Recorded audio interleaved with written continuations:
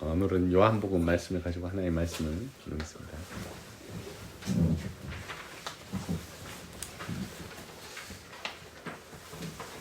어느 날 이 엄마하고 딸이 산책을 나갔습니다. 이 강변 산책길에 산책을 나갔는데 아이들이 다 그렇잖아요. 밖에 나가면 좋아서 어쩔 줄 모릅니다. 이 강아지들도 그러잖아요. 산책 가자고 하면은 막 꼬리를 흔들면서 밖에 나가면 이리 갔다 저리 갔다 막 어쩔 줄 몰라 좋아하지 않습니까? 그런 것처럼 아이들도 순수하기 때문에 밖에 나가니까 막 좋아서 어쩔 줄 몰라가지고 막 이제 뛰기 시작하는 겁니다. 그때 뒤에서 그걸 지켜보던 엄마가 한마디 했습니다. 야, 그렇게 하다 너 넘어진다. 뛰지 마라. 너 넘어진다. 근데 그게 이제 아이들한테 잘 들리지가 않죠. 아니나 다를까 이리저리 뛰던 아이가 넘어진 겁니다. 확 넘어져가지고 무릎에서 피가 난 겁니다. 그걸 보고 엄마가 뭐라 했겠습니까? 뭐랬어? 다시 말하겠다. 잘 아시죠? 우리가 자주 하는 말입니다. 거 봐라. 내가 뭘 했냐? 너 뛰지 말라 했지? 넘어진다 했지? 저도 어렸을 때부터 그런 얘기를 많이 듣고 자랐던 것 같습니다. 또 우리 아이들에게도 저도 그렇게 얘기를 많이 했던 것 같아요. 근데 교육학적으로 또 심리학적으로 넘어진 아이에게 책임을 묻는 부모는 왜 그렇게 하는 걸까요? 자, 넘어졌습니다. 아이가 아픕니다. 거기서 부모는 아이고 아프겠다, 괜찮니, 얼마나 아프니, 약을 바르자, 병원에 가자 이렇게 말하는 게 아니라 내가 뭐라고 했냐, 여기서 책임을 묻는 겁니다. 먼저. 왜 부모들은 그렇게 할까요? 말을 안 들어서. 이렇게 넘어질 줄 아니까 미리서 예. 내가 안 들었어요? 예. 역시 이건 이제 부모님의 입장입니다. 교육학적으로, 심리학적으로 부모들이 자꾸 어머니에게 당한 일, 일어난 일에 대해 책임을 묻는 것은 그 책임을 피하기 위함입니다. 넘어진 잘못된 불행이 내 책임이 아니라는 걸 강조하기 위해서입니다. 그건 너 책임이야.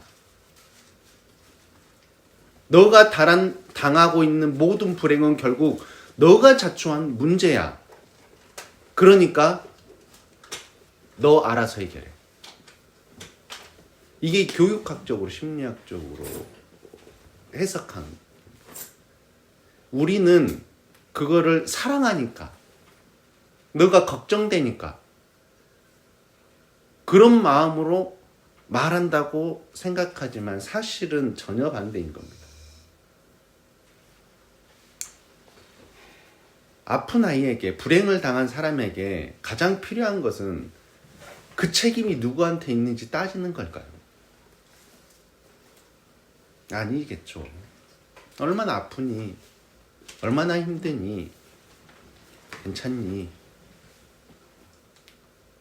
그 불행을 해결해 줄 수 있는 사람은 사실 없지만 그 옆에 가서 등을 다독여주고 일으켜 세워주고 같이 울어주고, 이게 가장 우리가 해야 될 일인데 우리는 자꾸 그 불행에 대한 책임을 따져 묻습니다.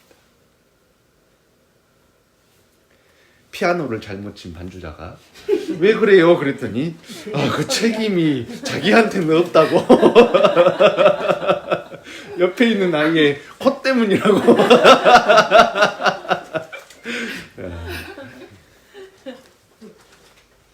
이게 인간의 본성입니다. 제가 왜 이 이야기를 했냐면, 오늘 본문에 보면 예수님께서 지나가시던 길에 선천적으로 앞을 보지 못하는 시각장애인을 만났습니다. 그를 만난 다음에 제자들이 이렇게 물었다고 하네요. 예수님, 저 사람이 앞을 보지 못하는 것은 누구의 잘못 때문입니까?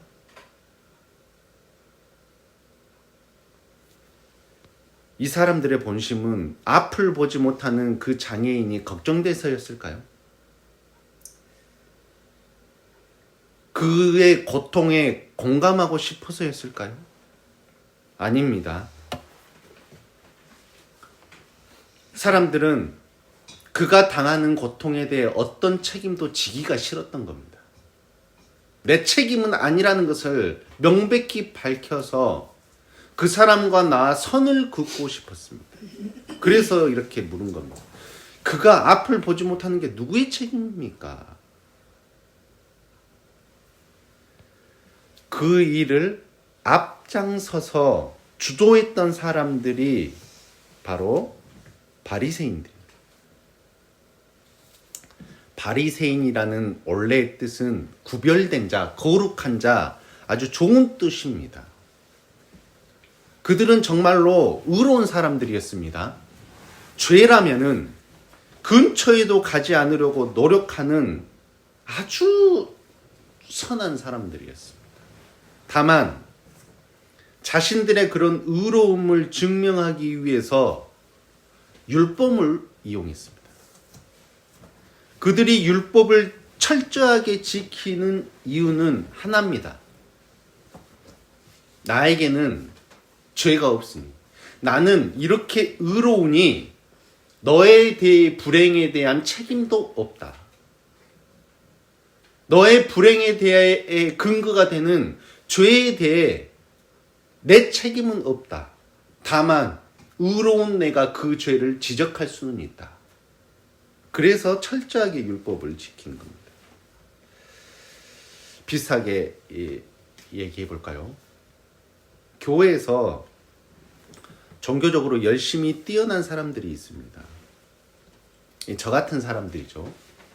목사, 장로, 권사, 안수집사. 굉장히 열정적입니다. 교회 일이라 하면 발벗고 나서는 사람들입니다. 그들이 그렇게 열정적이기 때문에 직분이 주어진 걸 수도 있고, 직분이 주어졌으니 일단 열정적으로 하는 걸 수도 있습니다. 어쨌든 그들은 교회의 모든 모임, 모든 행사, 모든 숙제들을 철저하게 지키고 누구보다 뛰어나게 수행해냅니다. 물론 그들이 열정적으로 신앙하는 게 잘못은 아닙니다. 할 수 있다면 그렇게 하는 게 좋죠. 다만 그렇게 열정적으로 하는 이유가 무엇인지가 중요합니다.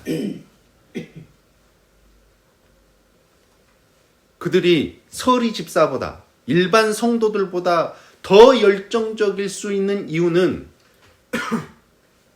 열정적이지 않는 사람들을 지적할 수 있는 권위를 얻기 위해서입니다.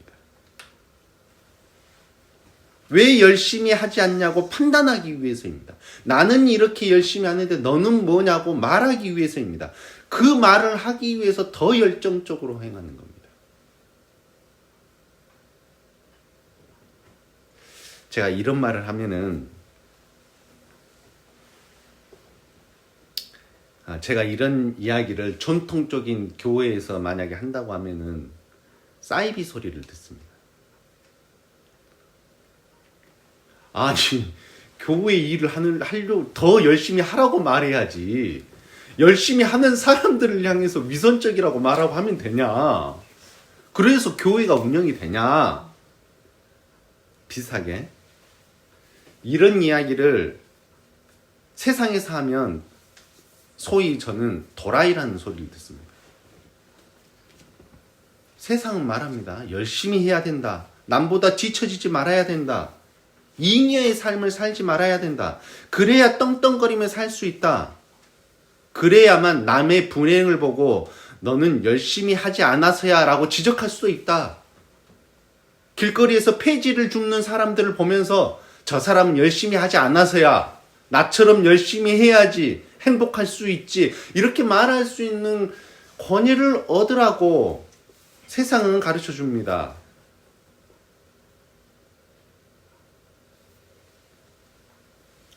그러나 다만 제가 이렇게 이상한 이야기, 사이비 같은 이야기를 하는 이유는 이게 예수님의 가르침이기 때문입니다.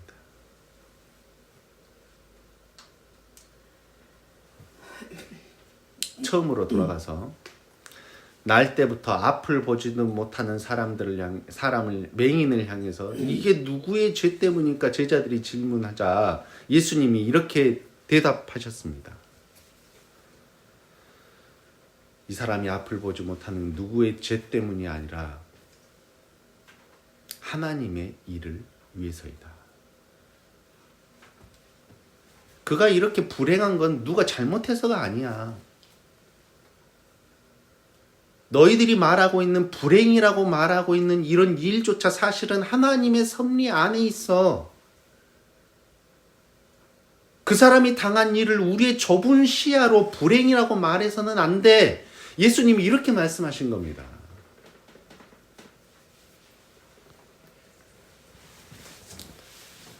저기 주보에도 제가 사진을 찍어서 올렸는데 저게 사진이 이게 사진이 이 철쭉꽃의 아름다움을 다 담아내지 못하네요.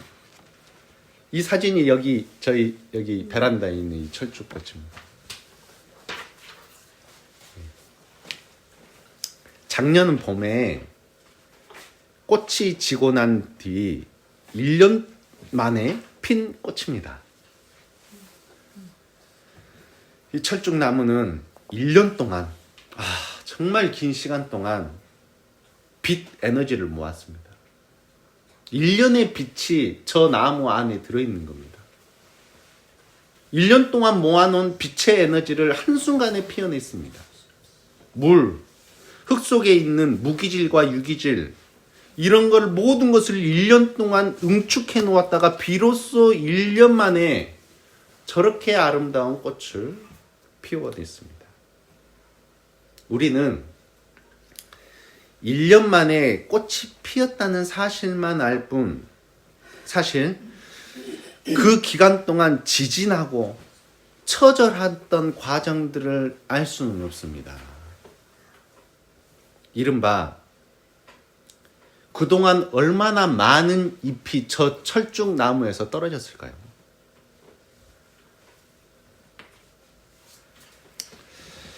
우리는 그 철쭉이 피었다는 것만 알지 피지 못한 꽃몽우리가 떨어졌다는 사실은 알지 못합니다. 꽃이 달려있는 가지만 알지 꽃이 달리지 못하는 가지는 보지 못합니다. 그 가지들은 떨어지고 끊어지고 나무에서 분리돼서 땅에 다시 썩어 사라졌습니다. 자, 그럼 생각해 봅시다. 떨어진 잎과 사그러진 꽃몽우리, 썩어버린 가지들은 누구의 책임인가요? 그것들은 불행한 건가요? 아닙니다. 떨어진 잎과 썩어버린 가지, 꽃을 피워내지 못한 꽃몽우리 모두 사실은 생명의 순리 안에 있는 겁니다.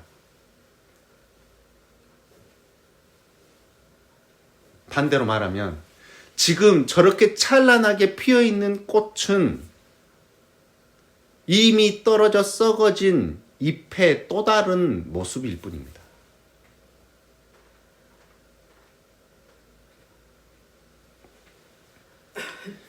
우리가 인생을 살다 보면 불행이라는 순간을 닥치죠. 고통스러울 때도 분명히 있습니다. 그런 시간이 나에게 오지 않았으면 또 혹시나 나에게 오더라도 얼른 지나갔으면 간절히 바라지만 사실 우리가 불행이라고 말하는 사건과 사람, 인생은 반대로 말하면 행복이라고 정의할 수 있는 일과 삶의 또 다른 모습입니다.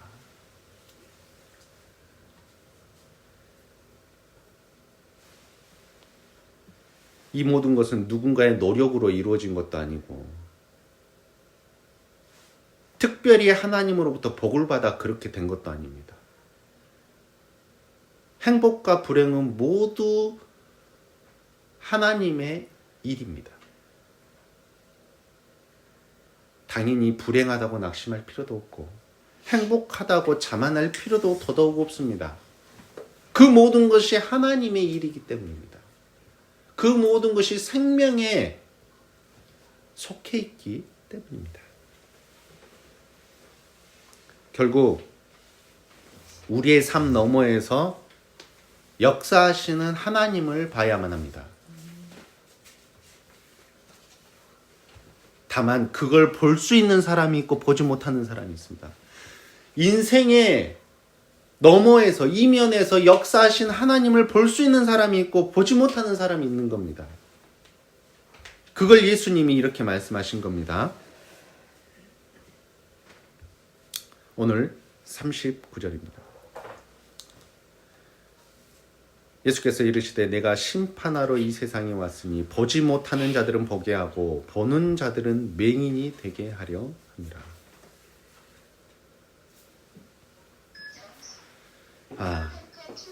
두 사람이 교차되어 있습니다. 보는 사람은 보지 못하고 볼 수 없는 자들은 보게 된다는 겁니다. 행복과 불행의 원인을 모두 알고 있고 정해져 있다고 생각하는 사람은 그 정해진 조건의 틀 안에서 살 수 있지만 그렇게 행복하기 위해서 스스로 처절하게 노력할 수 있지만 다만 하나님을 볼 수는 없습니다. 반대로 행복하게 되는 것, 불행하게 되는 것, 그 이유를 우리가 알 수 없고 그걸 우리가 노력으로 극복할 수 없다고 인정하는 사람은 비록 세상으로부터 버림은 받겠지만 하나님은 볼 수는 있습니다.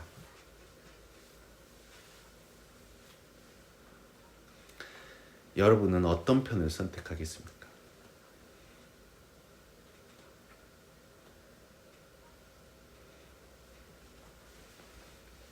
자, 마지막으로 예수님의 말씀을 전하겠습니다. 41절입니다. 너희가 맹인이 되었더라면 죄가 없었으려니와 본다고 하니 너희 죄가 그대로입니다.